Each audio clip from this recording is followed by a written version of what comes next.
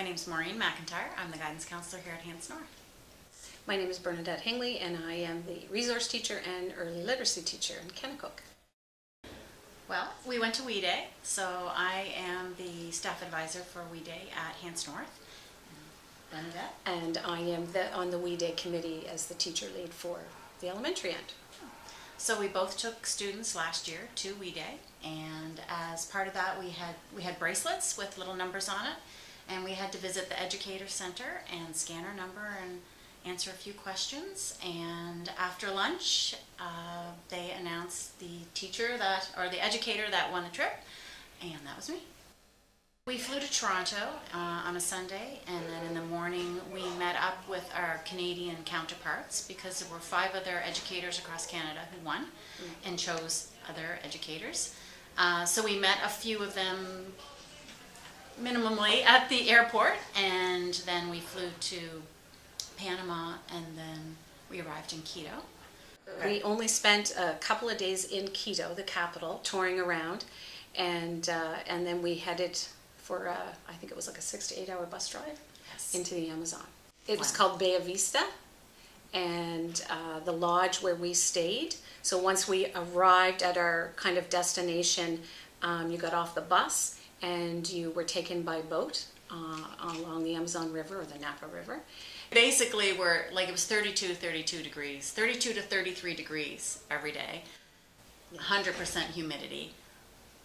We were not very clean for those 3 days. No.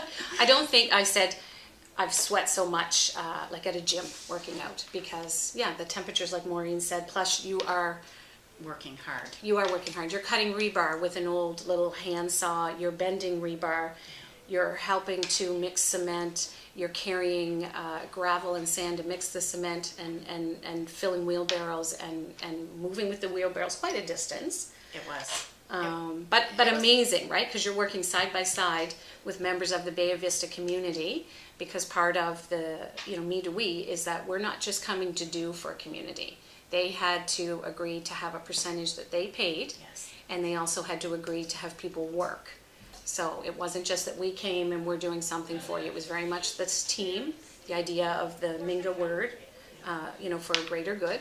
And the philosophy was, it's not a hand out, it's a hand up to help them, but that they have some ownership, right? Ownership. Part of it had already been built, so the structure we were helping with the foundation for was to be like a technology center, I believe. Technology library. Yeah. But it was just basically the foundations, and the holes were being built. And our final night there was a teacher from Toronto, or a couple of teachers with students from high school, and it was really neat to chat with them when we were on a little nature walk at our main lodge resort area. And these students had just arrived and were very excited about everything.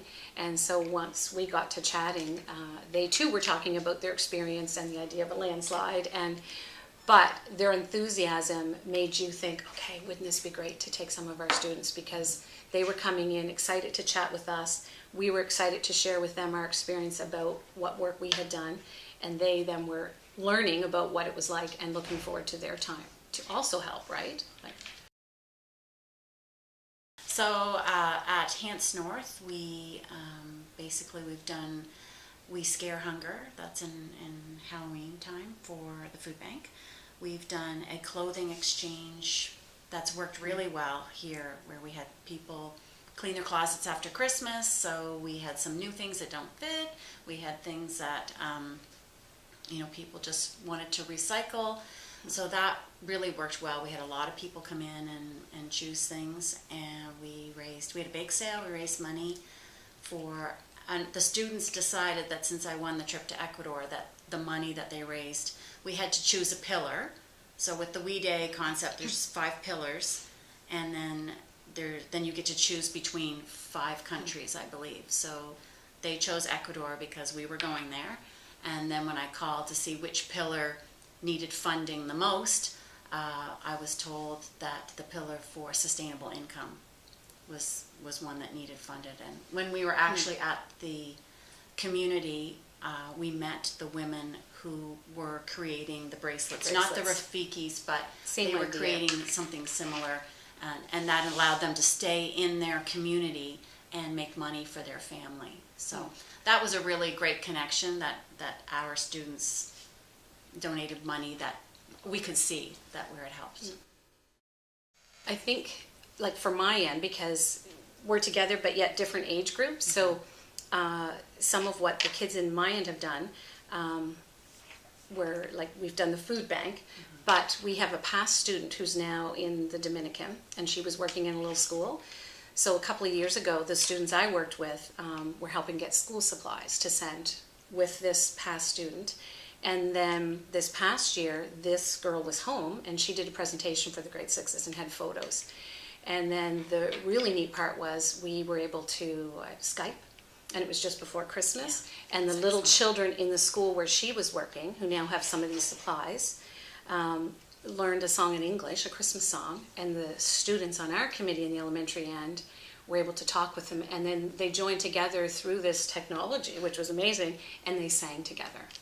But I think for me to see it, because I was in tears, it really put it right in the classroom for those kids, right? And seeing that, okay, we are helping someone, we are making a difference, but they were also able to learn a little bit about the culture, the community, and the education in another area.